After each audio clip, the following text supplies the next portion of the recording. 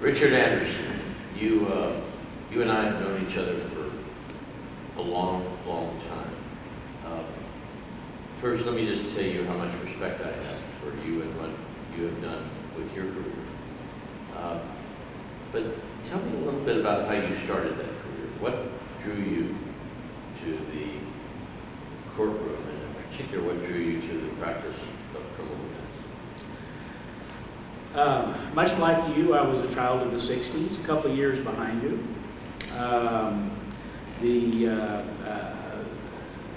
Didn't get a chance to attend a school that may have been just a tad more liberal, like Tulane, but I was at Southern Methodist University undergraduate. I think we had 3 members of the chapter, of the SDS chapter at SMU. Very much into politics, very much into social science, and then after Kent State, looked like they were playing for real, and decided that maybe the opportunity to change it from the inside looked like a better shot. And at that point in time, I had just enough grades to get into law school, because obviously that wasn't on the horizon at the time. But from very early on, I knew that criminal defense practice is what appealed to me. I loved going to the courthouse and watching the Charles Tesmers and the George Milner seniors, and even Ray Barrera, I remember once was tried a case in the Dallas courthouse, and I got a chance to during law school go down and watch that. It was just clear that the congeniality of those folks, the creativity, their ability to take 12 strangers and make them part of their family almost in a very short period of time, it drew me like a magnet, and I loved it. Do you think that those lawyers that you have mentioned, there are legions of others, developed that keen sense of personal communication because they were dealing with people's lives instead of things or money? You know, I think so. We both talk about how fortunate we are, and it didn't take me long to recognize, especially looking at that generation of lawyers, they were not that far removed from the penalty being assessed almost immediately after the verdict. I got to stand on the shoulders of giants to start my practice. I mean, just at the very start. I came in after the legal revolution, the Warren Court, the lawyers who fought and preserved those grounds of error over and over and over again until they finally got to a point where the law started to change and the pendulum changed, and I got to ride the pendulum. Do you think that perhaps one of the reasons that we don't see many of these giants today, the unique, interesting, fascinating folks that preceded us, do you think that one of the things that made them shine was the atmosphere that the Warren Court created? There's no doubt in my mind. I think that, like I said, we got in right at the middle of the swing of the pendulum. These lawyers created it,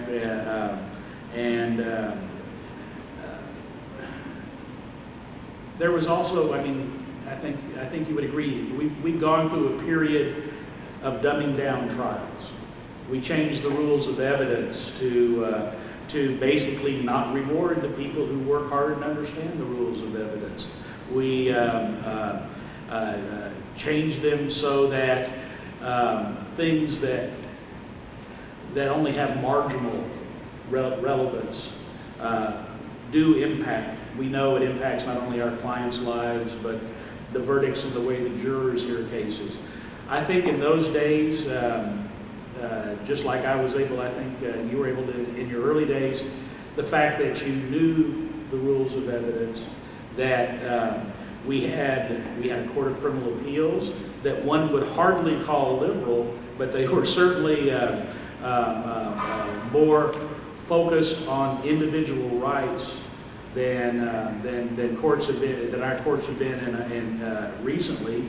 You had the Sam Houston Clements and the Roberts and Rusty Duncan and Chuck Miller and Marvin Teague and all those judges who really did spend some time looking at cases and seeing whether or not they really, there was a, I guess the easiest way to put it is there was a conjunction between a legal trial and a fair trial.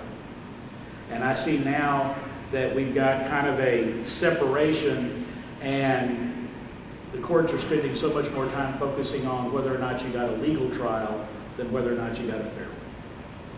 Well put, Richard. You know, fast forward to your presidency, I believe it was that year or about that time that Heitman was decided by the Court of Criminal Appeals. Comparing that, we're looking at the Warren Court as providing an atmosphere that encouraged and probably created some of the lawyers that we all remember so well. Compare Heitman and its recognition of the state constitutional rights being broader and providing our citizenry more protection than the federal constitution to the current Court of Criminal Appeals that even though they're in chambers, won't open their doors to allow a death penalty applicant's final request. What do you tell a young lawyer who's coming into practice with the Chief Justice Roberts and Justice Cullors? What do you tell them in terms of giving them, we were lucky to be inspired. How do you inspire them? Heitman was a revolution that failed, okay? In other words, it threw open the door for the state, the highest criminal courts or the highest courts of appeals of the various states to say, you know, we see the pendulum swinging back with the United States Supreme Court. We're still concerned about individual rights. So therefore, we're going to interpret our state constitutions in a manner in which preserves all of those great gains that were made that we got to ride and our clients got the benefit of. But like I said, it's the revolution that failed. We didn't have the courage. We didn't have court members with the courage to take that opportunity and expand it. And in fact, I think they've taken that opportunity and maybe even compressed it. How do you tell young lawyers? I think our generation, where we're practicing now, and the lawyers even the younger lawyers who are practicing now, are building the building blocks to allow lawyers to stand on their shoulders. You know, I was seeing the parallel between, we were the beneficiaries, you and I, the children of the 60s, now aging hippies. We were the beneficiaries of the Warren Court.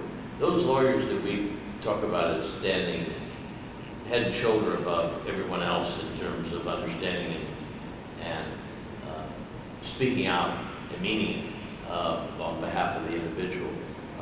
They grew up as little lawyers in a world much like we're watching now, where legalities, formalities, technicalities were much more important than the substance. That in an environment much like it is now, do you think there's a chance, because as I don't want to talk about this, but as the chief public defender in a very large district, and you have a lot of minions, a lot of young lawyers that are just honing their skills and sharpening their teeth. do you think that they are going to be the generation of giants that we say we miss today? I really think so, and I think so in a manner in which we may not have the characters we had, because, like I said, the rules of evidence and the way that trials go now, it makes it harder. It makes it harder to be a character, and but in terms of when you're working with these lawyers and when you're in any public defender's office, state or federal, you really are the patron saint of lost causes. I mean, you're getting cases. I was fortunate enough before then to have the kind of cases and the kind of clients where I had a chance of connecting with the jury.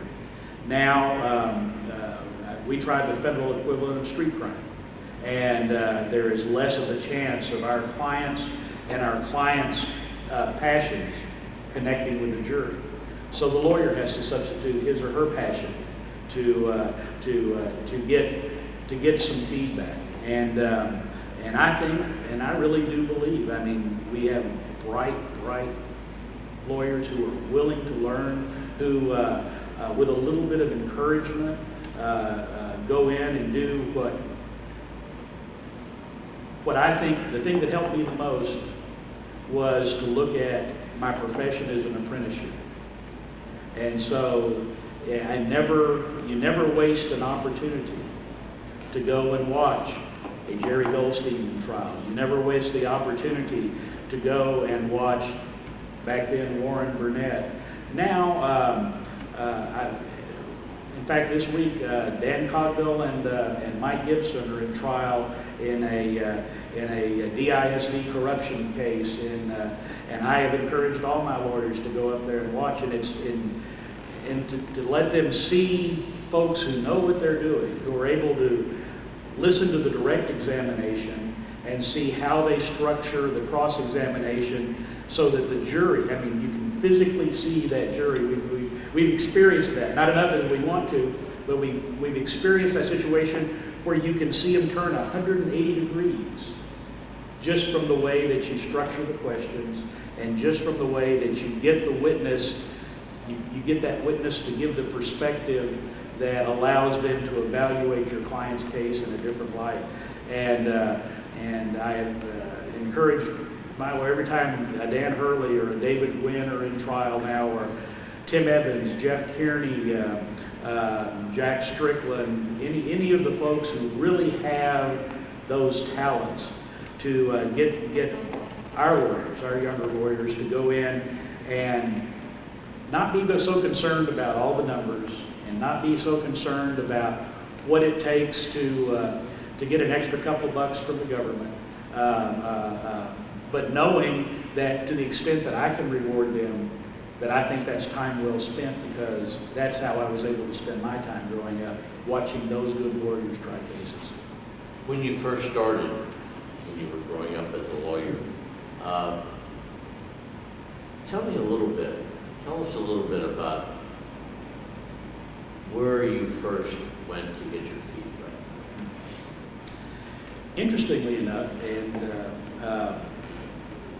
I interned at SMU in Henry Wade's office, in the prosecutor's office. And there was, I was in Judge Vance's court, Judge John Vance's court, who later on became DA, and who just recently passed away. Had three excellent lawyers. Under the theory, just because they're prosecutors don't mean they're not excellent lawyers. Steve Tokley and Hugh Lucas and Charlie Yett. And so for about a year, I watched perfection from the other side of the docket. I really did.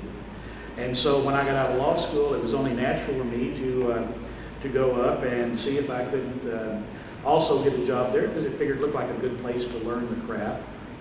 And had a meeting with Henry Wade and Doug Mulder, who was his first assistant at the time. And Henry said, I'm willing to take a chance at you, but Doug says he just doesn't think you're going to ever be a trial lawyer. Just we might put you over in juvenile, or we might put you on the appellate staff, but I just don't see you. I think that the statement was, you don't eat enough red meat to be a good trial lawyer from a prosecutorial standard. And so I went ahead and I was lucky enough to have a lawyer who allowed me to hang a shingle with him, that he was more than willing to push off all the criminal defense work to me, and as long as I billed a very marginal number of hours a month for his clients, then I could pretty much do what I wanted to do. And as most lawyers do when we're starting, I don't think that's the same anymore. That's one of the problems. I had pretty low personal overhead when I first started. I had my law school loan and rent on an apartment, and that was pretty much it.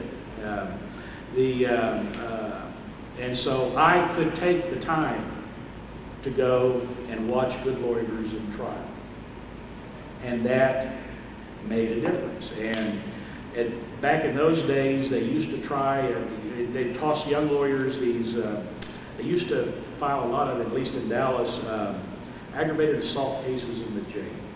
You know, where people got sexually assaulted in the jail, and those were interesting. Those were good cases to take to a jury, because the jury wasn't happy with anybody, and if you could somehow turn them just a little bit, then you could cut your teeth and actually hear those two magic words. And boy, they are magic, and they kind of build upon themselves.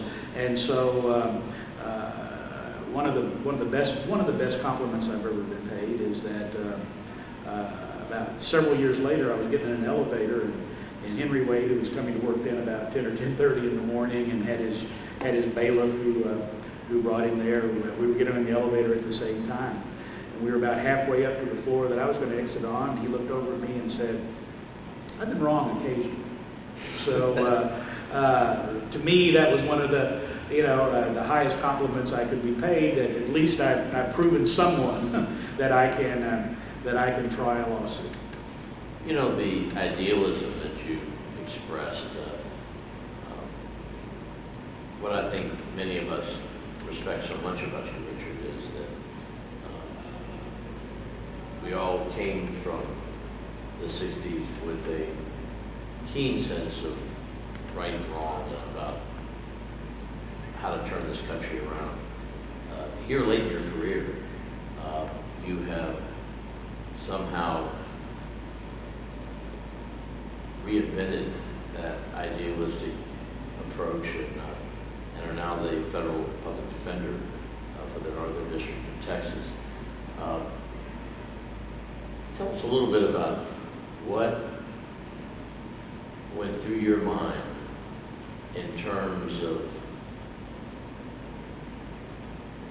the reasons why you would at this juncture in the life's journey, you would place yourself in a position, obviously, with less financial, it certainly has security, but you're going to make less money.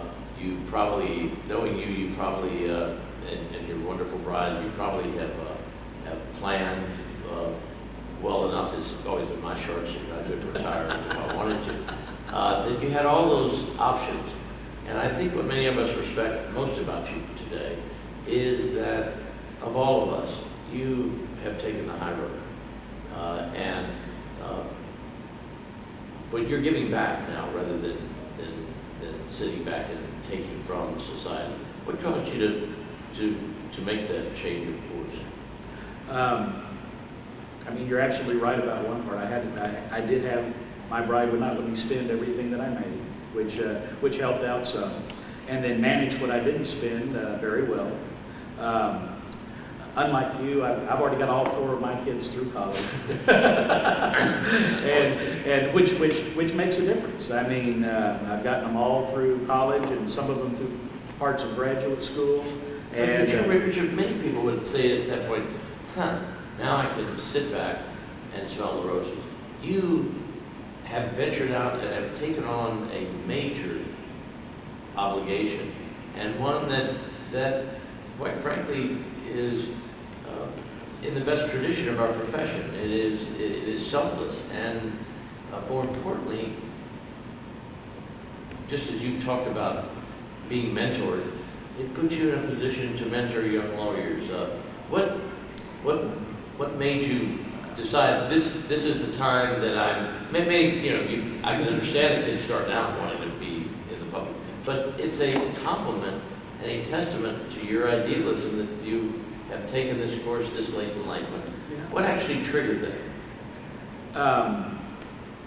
You reach a point, and where I've had many interesting clients, and many characters, some of which you and I have represented together.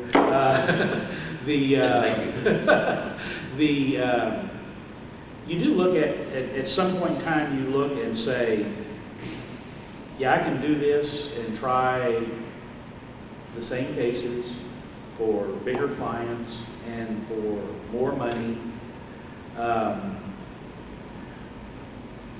Or I can take what I've been lucky enough to gain in terms of gravitas, I guess, in the profession, and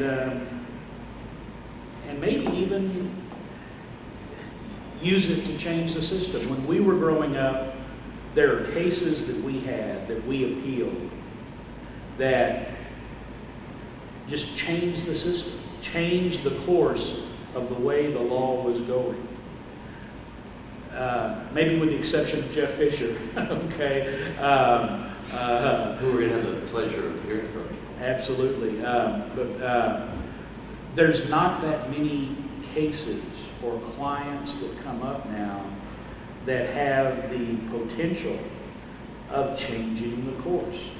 And one of the things about Jeff, obviously, is that he took these cases that were also from the poorest of the poor and managed to use them as vehicles for legal change. The opportunity to be with an organization and mentor young lawyers, sit second chair with them, analyze their cases afterwards and say, here's the decisions you made. In retrospect, would you have made a different decision? How do you look at it? How do you look at it now? Giving them some, offering, well, if you'd have done it this direction, what do you think the jury would have thought? Type situations, and to have appellate cases. I mean, we've got a couple of courts in the Northern District of Texas that are cert generators, okay, that give us the opportunity to get in front of the Supreme Court and maybe bring a case that makes a difference in the change of law. If you can afford to, how can you pass up a chance like that? I mean, that's a lot of fun. Well, and just recently, the Cuellar decision came down, I think, last week. This week, last week, from the Supreme Court of the United States, in a important decision,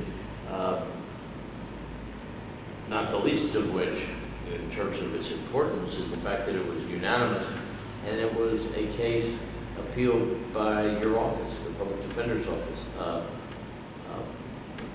Tell us a little bit about that experience. How did your office get involved in a case? Was this something that simply came along and you happened to find yourself in an appellate process, or was this something that by design your office saw a weakness and pounced on it? Well, I don't know if it's so much a weakness is that we have some very bright young appellate lawyers in the Northern District of Texas, and because of the volume of cases that the office gets to handle, and the fact that these appellate lawyers touch those cases in so many different ways, they can say, here's an issue that there's a circuit split on, and the Fifth Circuit either hadn't decided it, or none of the cases from the Fifth Circuit have gone to the United States Supreme Court on it.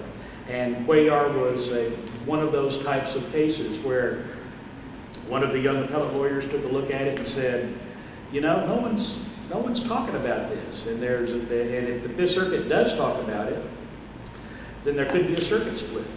And they made the objections at trial, and they did the appeal, won it at the Fifth Circuit of the panel opinion, then lost it en banc.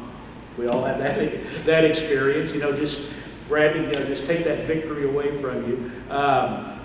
And then we took it, but the judge who wrote the original opinion and the panel opinion wrote a stinging dissent in the en banc deal, basically challenging, you know, the Supreme Court to take the case on. And so we took it up on cert. My job was to, in addition to working through the moots and preparing this young lawyer for the actual argument, was to make sure that we could funnel the resources necessary to do the job right. And that's another thing that I get to do that is, I mean, like I said, it's a great job. If a case comes along where Tim Evans is the co-counsel or something like that, I can say, I take that one, all right? But by the same token, I get a lot of joy in being able to marshal the resources and organize the resources to let the lawyers do their mission, to complete their mission, and to do it in a manner that is in the best traditions of criminal defense practice. And using that, like I said, using the gravitas, using the fact that I was out in private practice and I did do a lot of federal cases and I know the judges and things like that, being able to use that for the benefit of the young lawyers, I think hopefully will give them that place where they can stand a couple of years from now, or 3 years, or 10 years, whenever it is.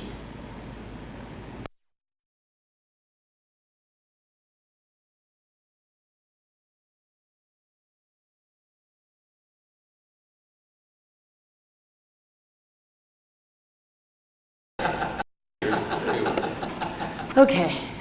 Richard, let me ask you that most of us know that you were the point person in Texas in First Amendment law and cases involving the adult, as they say, entertainment industry.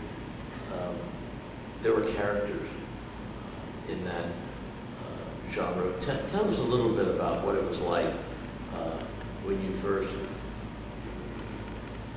became an advocate for the First Amendment. What did you see your role in? I think it was in 1974, I went to work with Malcolm Day in Dallas.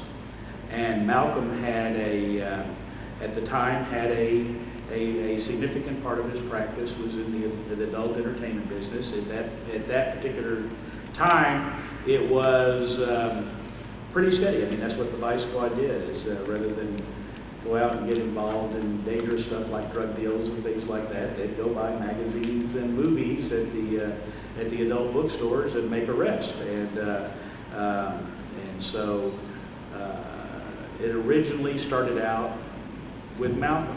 And it's one of the, it's just like everything else. You try a few cases, people start observing, you know, you get lucky with some verdicts, and at the time, you had mentioned yours that it was the time that they had felony charges against Deep Throat up in district court. It was an interesting time to try a case. It was, even though we're at the, you know, close to the buckle of the Bible Belt up there, we still have enough of a diverse population, and it's getting more diverse, that we could try those cases with some degree of success in most of the time. And you had a remarkable string of successes, as I recall, and how did that sit with your family and the folks in your community, the Dallas-Fort Worth area? My dad still thinks I'm a piano player in a lounge, and he's much happier with that imagery of it. No, I can't say that it was ever much of an issue. I've belonged to the Unitarian Church, the Church of the Feel Good. That aspect of it was never much of an issue because, unlike, unfortunately, a lot of the lawyers who were involved in that, it's real easy to cross the line. It's real easy to get involved with your clients. It's a mesmerizing lifestyle, and you're flying out to Hollywood and to meet with folks, and it can mesmerize. But if you keep that dividing line, that line that says, this is the lawyer and this is what the lawyer does, and you walk that high road. Did you ever have a sense that some of the prosecutors that you dealt with, and even some of the general public, perceived all lawyers as having too close a relationship with their clients? Oh, I think that's an issue, especially if you're passionate about what you do, and you're passionate that your client get his or her day in court, and they get that difference between the legal trial and the fair trial. I mean, that's what we're arguing a lot of times about is it's real easy to get that legal trial. I still remember when we won our appeal in my Deep Throat case, I still remember the words Judge Roberts used, and that was, every defendant is entitled to a, quote, tolerably fair trial. Sometimes it was intolerably unfair, but when you started this, it was a different time and a different place. While you say Dallas was a diverse place and there were people that understood, there was some hostility as well. There was some hostility, and when the state's bringing as their expert witness Tom Landry, and who is going to be an expert witness on community standards, and what was it like to cross-examine Tom Landry? Easier than I imagined, actually. It was no. It's just like any other minefield that you walk through. That there's a couple of steps you can take, and then there's all it takes is one misstep. And it wasn't a long cross-examination, but the good ones often are. Yeah, but you do take those very baby steps, and if you get out of it without stepping on a mine, then you've made the day. And so cross-examining Tom wasn't as bad because, as staunch as he was, he also had a real streak of fairness, and so there were some fair things that you could draw out of him that just like that for every man. Well, you have often been spoken of and thought of as the ethics guru of the Texas Criminal Defense Court. Well, but you have been a spokesperson for lawyers acting in the best tradition of our profession. You've been an advocate of ethical advocacy. And I think that's done well by you. I think that's part of why you were able to deal with the First Amendment industry, the adult entertainment industry, maintain the kind of credibility that you had. But and it also makes you known that courthouses across, as you well know, courthouses across the state, when you do continuing legal education, you can walk into a courthouse where normally you'd be a stranger, and there'd be somebody who knows you. Do you ever get judges who have listened to something that you have said, wait until an opportune time to actually call your hand at a comment that you've made? I don't know that that's an interesting question. I don't know that I have ever have any independent recollection of a judge using it in a negative way. In other words, say... Don't you always think they're thinking into it? You know, Richard, the term legal ethics is often maligned, but what draws you to want to speak to fellow lawyers, brothers and sisters of the bar, about something that one of the things that, at least to me, impresses me about your life work is that in terms of your passion for criminal defense, that ethics plays such an important role. I think that's a testament to your life work. But what is it about the ethics of practicing law that you feel so passionate about, feel so important to pass on to other lawyers? Like many things in practice, like the cases we get that end up defining us as lawyers, serendipity. In 1975, when I was still a puppy lawyer, because I got out of law school in '73, they had the very first State Bar of Texas Advanced Criminal Law course. B. Perini was running it in Dallas. I lived in the dorms. Yeah. I remember it well. And at this, they asked Phil Burleson, a Dallas legend, to do ethics. And Phil said, "I'll be glad to do ethics if you can find some minion to write the paper." Okay? Well, and I can't remember exactly who it was. I think it was V that called me up and said, "Hey, minion, okay, you're going to, you want to write this paper." And so all of a sudden, just like you were talking about, when you get involved in researching something a lot more deeply than you have before, because you want to be able to make sure that the people who see it are know that you're talking to people who are much smarter than you are for the most part, and you're trying your best just to stay one step ahead. So I did the paper. Thought that was the end of it. They were going to reward me by allowing me to come to the certification seminar.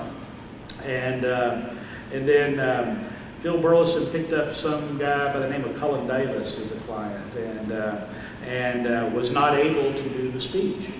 And so the only one who was prepared to do the speech was the minion. And so, and basically being worried that all of these intellectuals that I was speaking to, all these people that had years of practice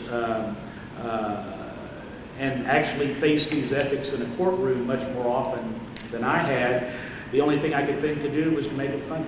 And evidently that rang a chord, and it's kind of, comedy offensive driving for the ethically impaired there. It's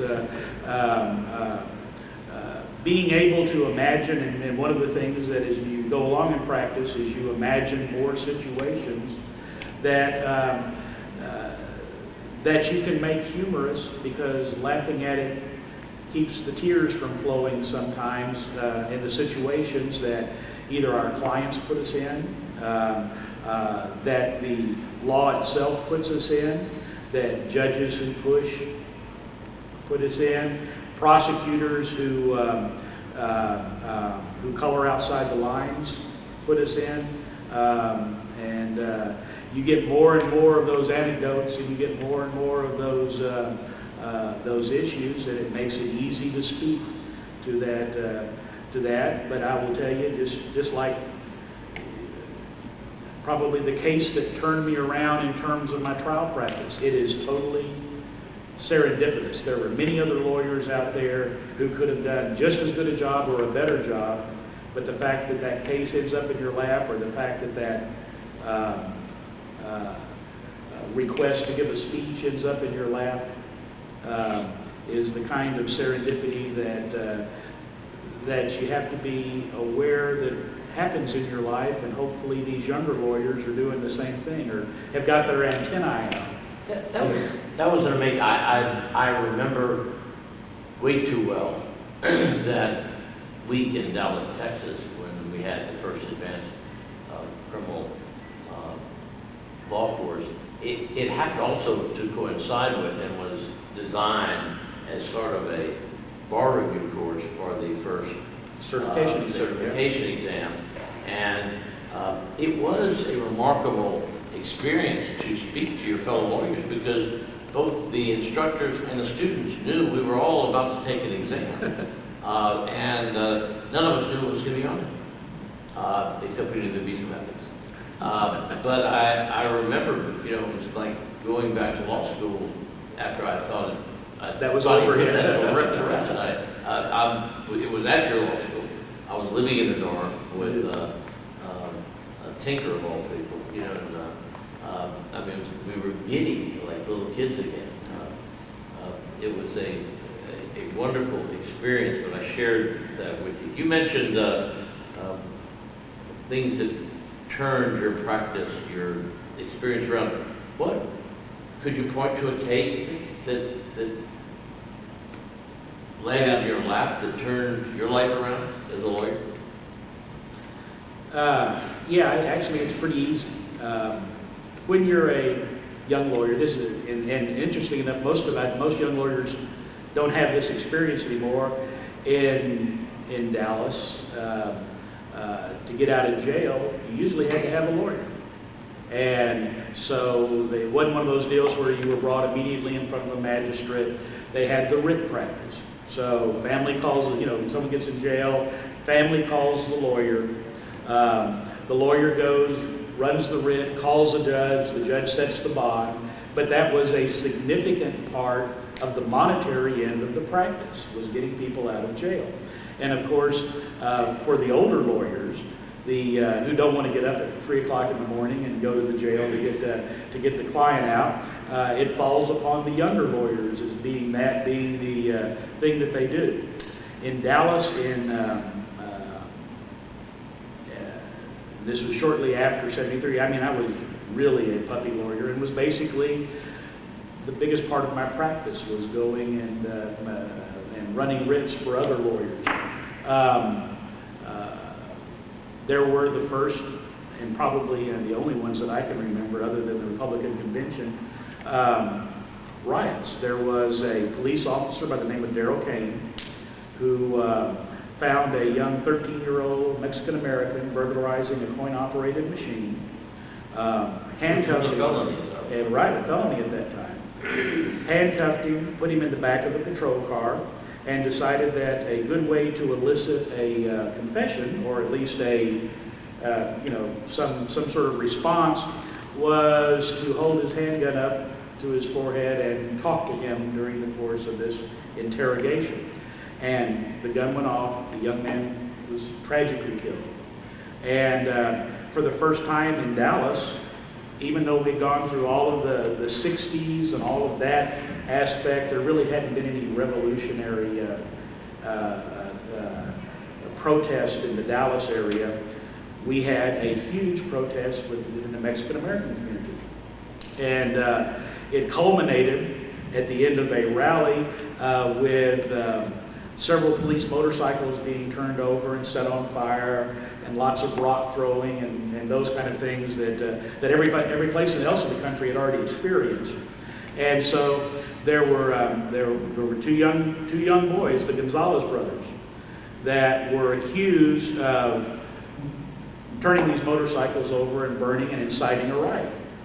And I got the phone call from the lawyer that I was working with at the time that you need to go get these kids out of jail. So I went, did the whole routine, got the kids out of jail. And as it turned out, and this is the serendipity part of it, their father was best friends with a West Texas personal injury lawyer named Robert Webb. And Mr. Webb had just referred Racehorse Haynes, his largest case at the time. Now, I'm sure that Race has gone on for a lot bigger cases than that since, but it was the largest case at the time. And so Mr. Webb called Haynes and said, my best friend's 2 sons are charged with a crime. I just got referring you this big case. There is some lawyer who is fresh out of law school, okay, who has the case down there. You need to go and try this case. So Haynes came to Dallas. I got to carry briefcases and plan strategy and do research and do investigation. And we tried it once, hung jury. Week later, just like yours, you know, where they just turn it around again. Another hung jury. And on the third trial, they were given probation. So I got 3 trials in a row with Racehorse Haynes. I got a chance to do legal preparation. I got a chance to do investigation. I got a chance to sit in the courtroom and see how the mind thinks and how the mind approaches the case. And there is no doubt in my mind that made me I can't even think of the multiples, a better lawyer, having had an opportunity to be that close to a case with someone who really knew how to try a case. That apprenticeship, as it were, is something I gather you pass along to the young lawyers. And carrying another lawyer's bags who knows what they're doing is, in my mind, almost the only way that you get there. You can get a lot of trial experience in a DA's office, maybe even in a public defender's office. But the issue is not getting the experience, the issue is learning to try a case right. And carrying the bags for those really good lawyers, or sitting in trial and watching those really good lawyers, is where you learn not only how to try the case, but to try it right. You know, you mentioned Racehorse Haynes and Phil Burleson, some of the people that early on in your practice you had the privilege and pleasure of trying cases with. Can you give us, I think we'd like to know from your perspective, who were the people when you were just starting out that you talked about these folks that were head and shoulders above everybody else? What made them different? If you can give us some examples.